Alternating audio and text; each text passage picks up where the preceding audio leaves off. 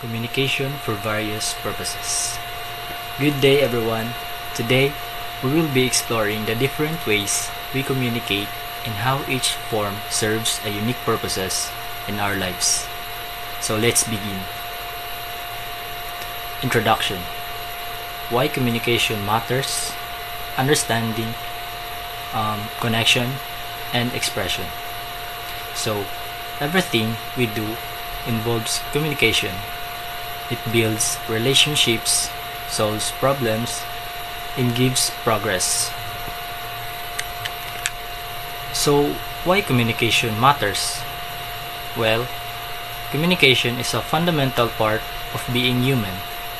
It helps us express our thoughts, connection with others, and understand the world around us. Whether it's a simple conversation, a business meeting, or a news broadcast, communication shapes our interactions and decisions every day. Everyone. So I am going to talk about the types of communication. We have four types of communication, which are verbal communication, non-verbal communication, written communication, and digital communication. For this slide, we are going to talk about the first type of communication, which is the verbal communication. Verbal communication is the power of words. The keywords for this kind of communication are face-to-face, phone calls, and speeches.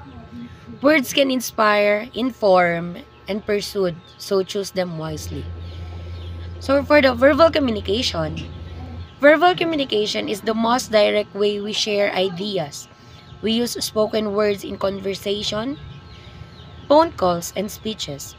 The way we speak, our tone, clarity, and choice of words, it affects how our messages received. Going to talk about the second type of communication, which is the non-verbal communication. Non-verbal communication is actions speak to. The keywords for this communication are body language, facial expressions, and gestures. Your body says what words don't. So be aware of what you're communicating.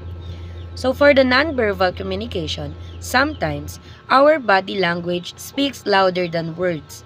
A smile, a nod, or even crossed arms can send a strong message. Understanding nonverbal cues help us read emotions and respond appropriately. This third type of communication, which is the written communication. Written communication is that words that last.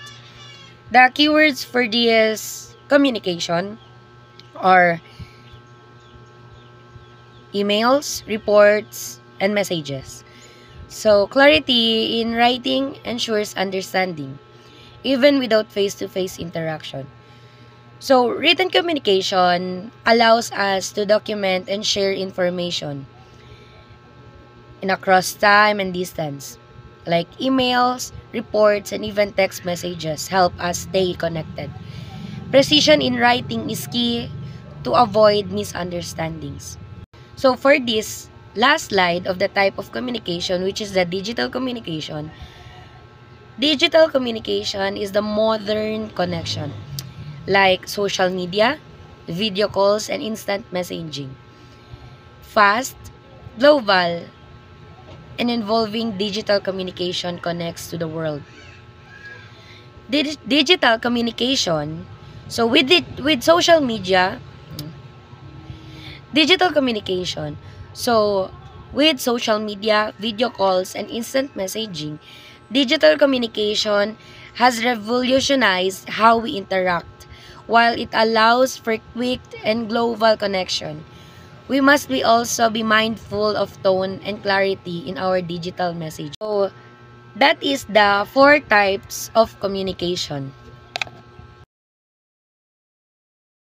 Good day everyone, my name is Walter and today I will discuss about the communication for different purposes. So we have four types of communication. We have the personal communication, professional communication, educational communication, and public and mass communication. So first, I will talk about the personal communication.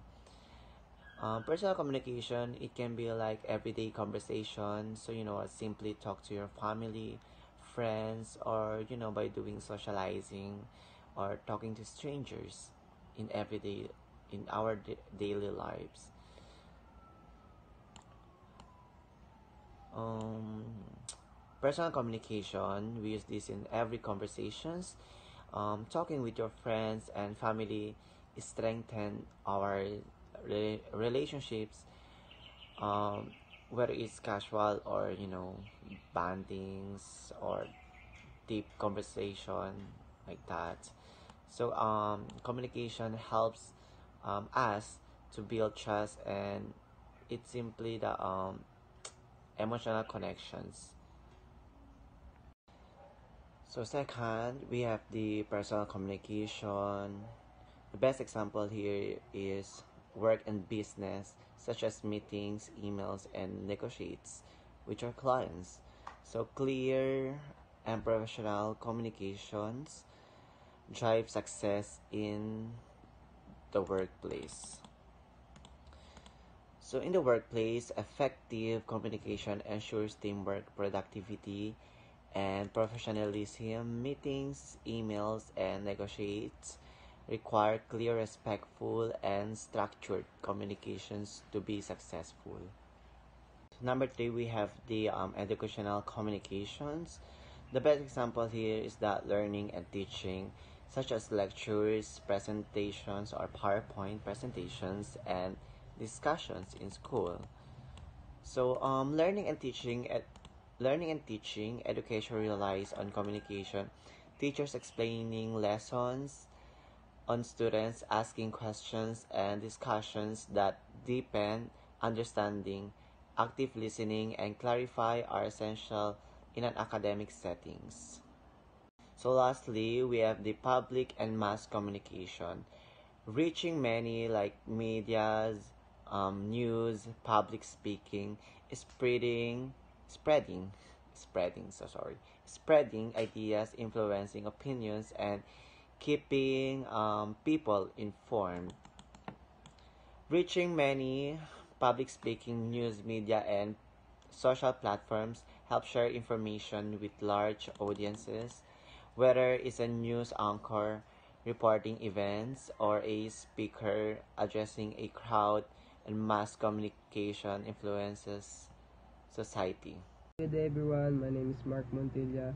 So for today's we are about to tackle about barriers to communication. Challenges in communication. Noise, misunderstanding, cultural differences. When communication breaks down, so there's understanding, overcome barriers is the key. So challenges in communication, despite its importance, communication isn't always easy. Noise, misunderstanding, and cultural difference can create barriers. Recognizing those obstacles help us find ways to overcome them. So second is effective communication strategies. So how to improve communication? Clarify, listening, feedback.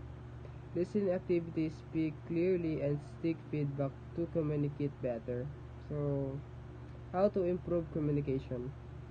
To communicate effectively, we must be clear, listening actively, and give constructive feedback.